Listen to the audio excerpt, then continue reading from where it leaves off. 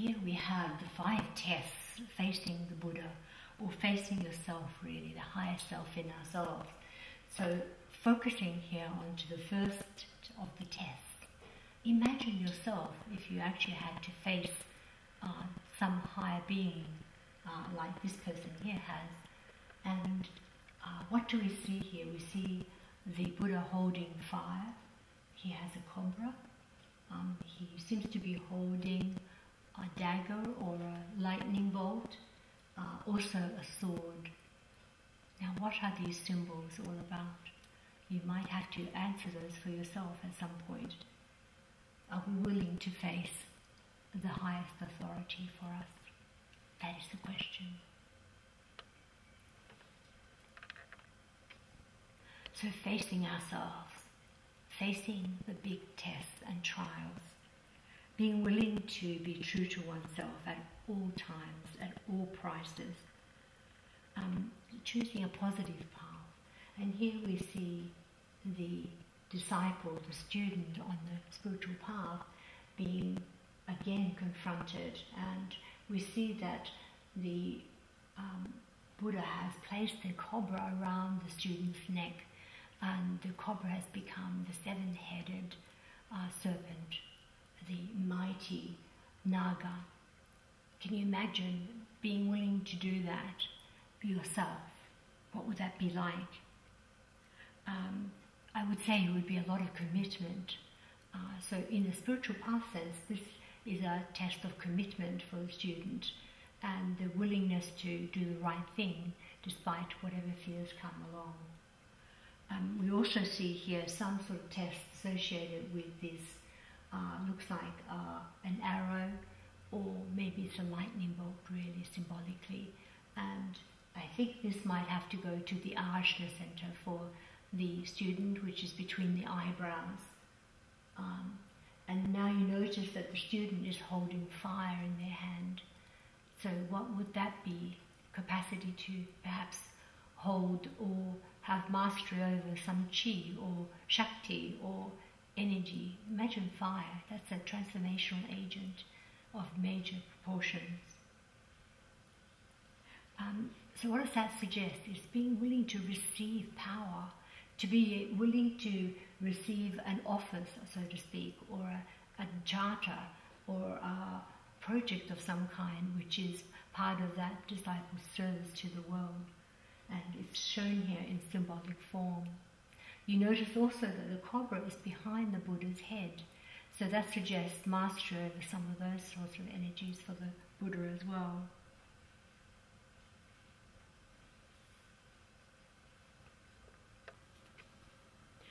So now we explore the importance of sacrifice and what does that really mean for us. Here we see the disciple or student calmly poised and is very surprised, I'm sure, by the Buddha piercing the heart with a sword. You can imagine how that would feel or that would seem. The idea is not as it seems, but it's about the idea of the personality sacrifice to the high good. There's an old saying that says that the unicorn of Capricorn pierces the heart of the lion, and this is a symbolism for that, indicating that the lion, being the personality, no longer has control over the instrument, the person at all, and the soul itself is now in charge. And as you can see, there's a lot of light being lit up around this disciple's head and the crown center as well.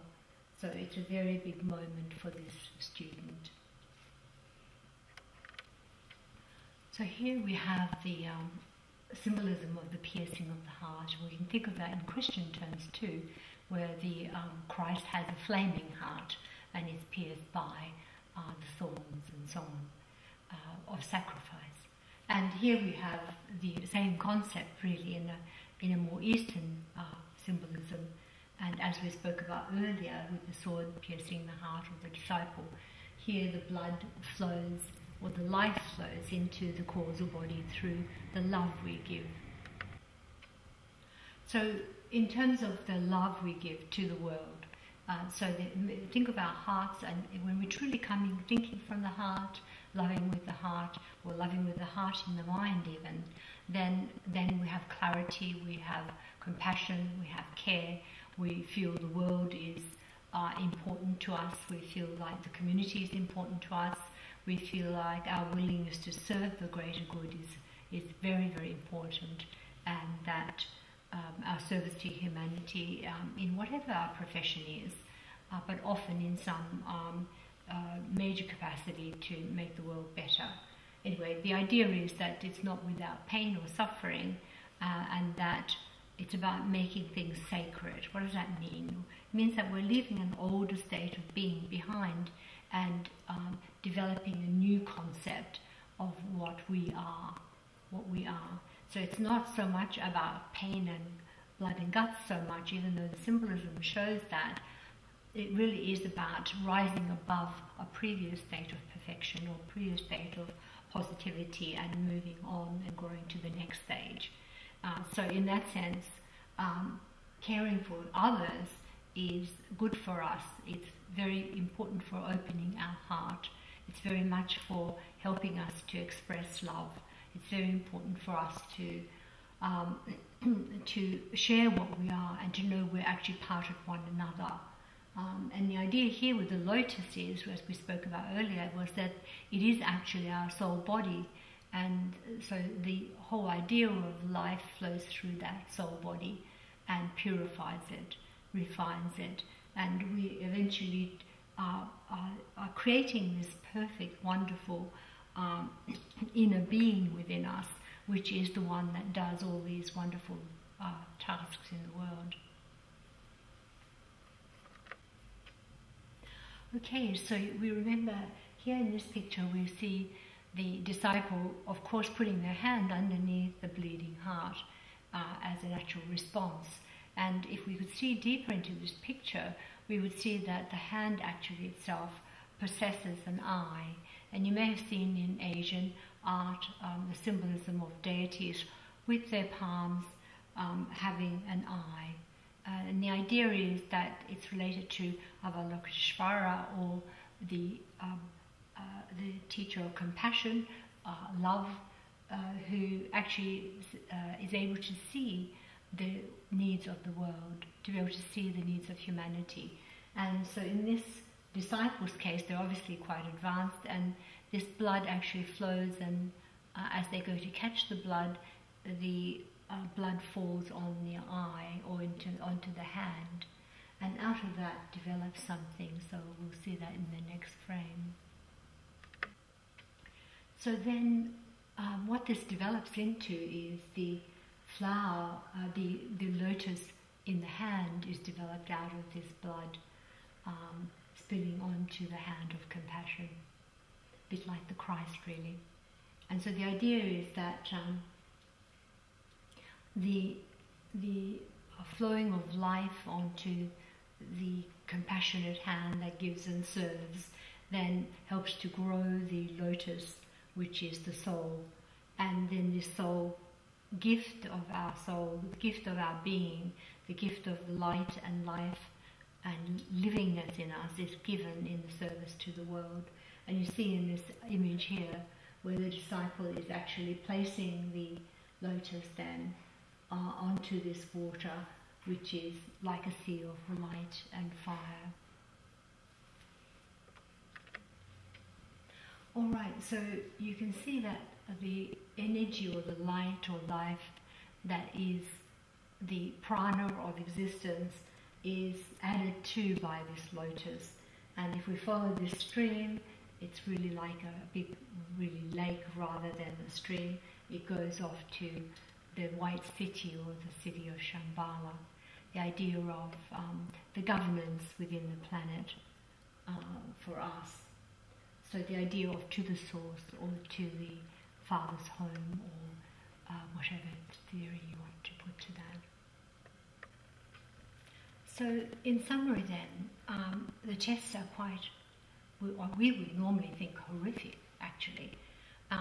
And so in this case, in this tanka, you see the disciple has been obviously on this path for a long time.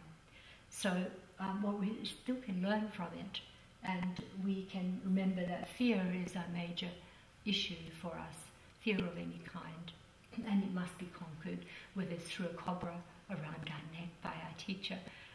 We'd have to trust them, wouldn't we, and to know that this was all part of the plan. The other idea here is that our willingness to be responsible for service in the world may be a project which we have been frightened to do and now are in a position to do as a consequence of having faced these fears. So the idea of handling power, and most of us are frightened of the power within us, and we need to know that that power is truly the soul, or even the higher self, the spirit aspect within us, which is part of the whole, which is that powerful aspect. So all these symbolisms, which are quite challenging, do give us revelations. So when the disciples go through them, and when we're going through our lives, is that we have those aha moments which are really serious, and we need to take note of those and perhaps put them in our meditation journals so that we can keep track of what is our latest revelation, what is the latest discovery, what is it about in terms of us, what do we need to do, what is it that we need to master, what energy, is it will, is it love, is it compassion, is it being more inclusive, is it courage, is it the will to create, is it the will to be, is it will to persist? There are so many aspects of this. So the question is, where are you and what can you do with this? So continue with us for the next part of the series.